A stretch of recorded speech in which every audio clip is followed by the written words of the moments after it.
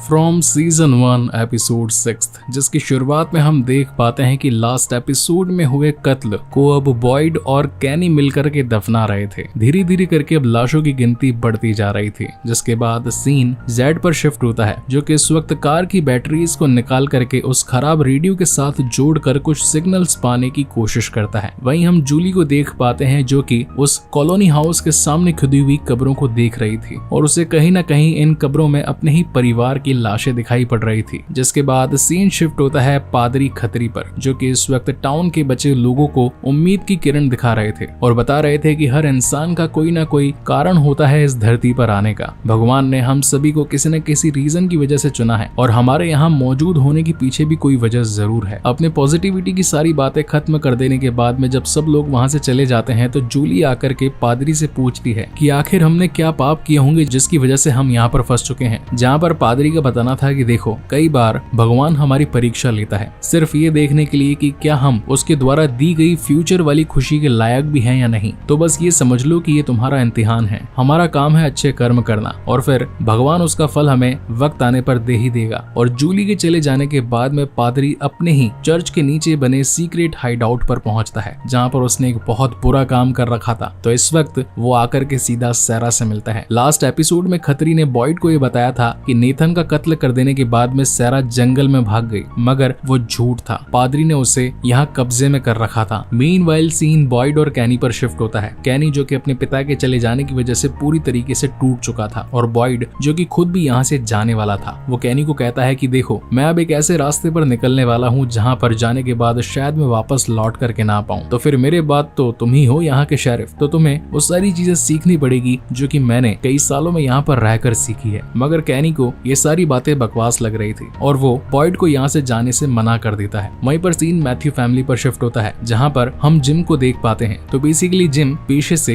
एक इंजीनियर था। उसका काम था थीम पार्क को डिजाइन करना और अब जब वो यहाँ के तारों को चेक करने लगता है, यहाँ के प्लग्स को चेक करने लगता है, स्विचेस को देखने लगता है, तो उसे मालूम चलता है कि ये सब कुछ तो नकली है। तो आखिर नकली होने के बावजूद बिना इलेक्ट्रिसिटी के ये सारे बल्ब्स और ट्यूबलाइट्स चल कैसे रहे हैं। इसी बीच यहाँ पर जेड भी पहुंच जाता है, जो कि बताता है कि मैं पेशे से एक सॉफ्टवेयर इंजीनियर हूँ और अब तो तुम्हें भी ये बात मालूम चल चुकी है कि ये सारे तार, सारे स्विचेस, सारे केबल्स वगैरह नकली हैं। यानी कि इस टाउन को जानबूझकर ऐसा बनाया गया है ताकि सिर्फ हमें ही इलेक्ट्रिसिटी मिल सके। अगर यहाँ पर इलेक्ट्रिसिटी है तो जरूर सिग्नल भी यहाँ से बाहर जा सकते होंगे, तो हमें इसका पता लगाना होगा। जिसके बाद सीन यहाँ पादरी पर शिफ्ट होता है, जिसने सारा को कैद करके रखा था। वो उससे पूछता भी है कि आखिर तुम ये बच्चों के कत्लेआम क्यों कर रही थी, और मैं ये बात भी जानता हूँ कि उस दिन क्लिनिक का दरवाजा तुम्ही ने ही खुला छोड़ा था। जहाँ पर सैरा बोलना स्टार्ट करती है कि देखो, वो जो अननोन एंटिटीज हैं वो सिर्फ शिकार करना जानती है, वो कभी हमारे पीछे भागते नहीं है, सिर्फ चलते हुए आते हैं, क्योंकि उन्हें ये बात मालूम है कि हम कहीं दूर जा नहीं सकते। उन्होंने मुझे जरिया बनाया और कुछ काम करने के लिए कहे और फिर ये वादा किया कि अगर मैं उनका ये काम पूरा कर दूं तो फिर सभी लोग यहाँ से जा सकते हैं। इसीलिए मैंने उनके द्वारा दिए गए टास्क यानी कि उस बच्चे को मारने का काम किया। इसमें मेरी कोई गलती नहीं। अगर तुम भी मेरे साथ मिल जाओ तो हम मिलकर के यहाँ से बाहर निकलने का रास्ता ढूंढ सकते हैं। वहीं सीन जिम पर शिफ्ट होता है, जो कि जेड के साथ उसकी कार में से उसकी बैटरीज और कुछ केबल्स निकालने लगता है, क्योंकि उनका मानना था कि अगर अच्छी क्वालिटी की केबल मिल जाए तो फिर सिग्नल भेजने में आसानी रहेगी। वहीं दूसरी तरफ सीन शिफ्ट होता है डाइनर में, जहाँ इस वक्त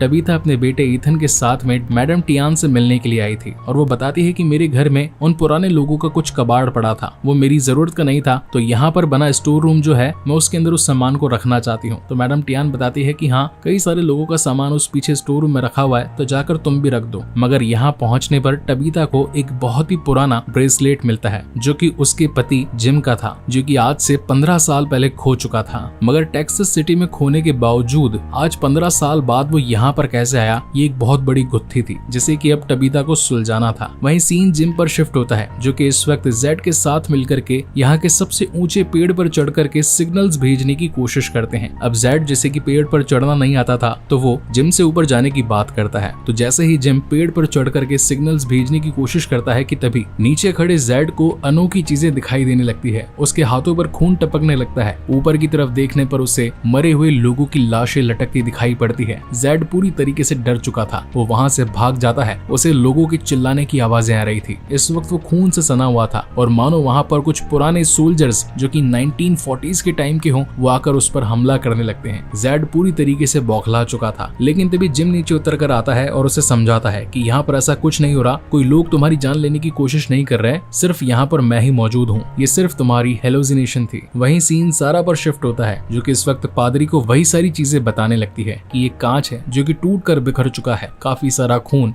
फैलने वाला है, बहुत सारी मौतें होने वाली है, एक दर्दनाक मंजर आएगा, वो शैतानी आत्माएं मुझसे कुछ बुरा काम करवाना चाहती है। जहाँ पर पादरी कहता है कि ठीक है, हाथ में पेंसिल पकड़ो, तुम्हारे पास में कागज दे रहा हूँ, जो भी वो आत्माएं तुमसे कह रही है बस इस पर लिख डालो। जिसके बाद वो आत्माएं सारा के शरीर में आकर उसे पेपर पर कुछ लिख करके देती है और अब पादरी इस गुत्थी को सुलझाने के लिए निकल पड़ता है। वहीं पर सीन जिम पर शिफ्ट होता है, जो कि इस वक्त पेड़ से आए कुछ सिग्नल्स को ट्रैक करने की कोशिश करता है। अब उसे ये तो मालूम चल गया था कि रेडियो काम करता है, मगर इस वक्त इसके सिग्नल्स कमजोर हैं, इसे किसी और ऊंची जगह पर एस्टैब्लिश करना पड़ेगा ताकि और अच्छे तरीके से ये सिग्नल्स कैच कर पाए। वहीं जेड जो कि वहां से भाग चुका था, वो आकर डाइनर में बैठ जाता है और मैडम टियान उसे खाना सर्व करती है। और अब जैसा कि टाउन सेरेमनी के अंदर जेड ने भी पत्थर चुना था, तो उसे अब किसी के घर में रहना जरूरी था, तो मैडम टियान उसे अपने घर में रहने के लिए बोलती है। इस वक्त जेड वही चिन्ह बना रहा था जो कि उसे उस तहखाने में दिखा था। मैडम टियान उसे कहती है कि यही चिन्ह तो मैंने अपने स्टोर रूम में पढ़ी किताब में भी देखा था, चलो आकर तुम्हें दिखाती हूँ। जिसके बाद वो जेड को अपने उस स्टोर रूम में ले जाती है और कई कुछ सामान चेकआउट करने पर उसे वो किताब में मिल जाती है, जहाँ पर किसी और शख्स ने भी सेम ऐसे ही चिन्ह बना रखे थे। यानी कि ये चिन्ह एक तरीके से एक चाबी था यहाँ से निकलने के लिए। वहीं सीन बॉयड पर शिफ्ट होता है, जो कि इस वक्त अपने कुछ कपड़े संभाल रहा था, क्योंकि उसे लग रहा था कि कैनी की हालत बहुत ज्यादा खराब है, उसे जाकर उससे बातचीत करनी चाहिए। तो वो सीधा कैनी के पास पहुंच जाता है, जो कि इस वक्त उस काटे गए पेड़ की लकड़ियों को काट काट कर ठीक से शेप देकर शतरंज की गोटियां बना रहा था। एक तरीके से देखा जाए तो बॉयड के पास उसका बेटा नहीं था, वहीं कैनी के पास उसका बाप नहीं था, तो ये दोनों ही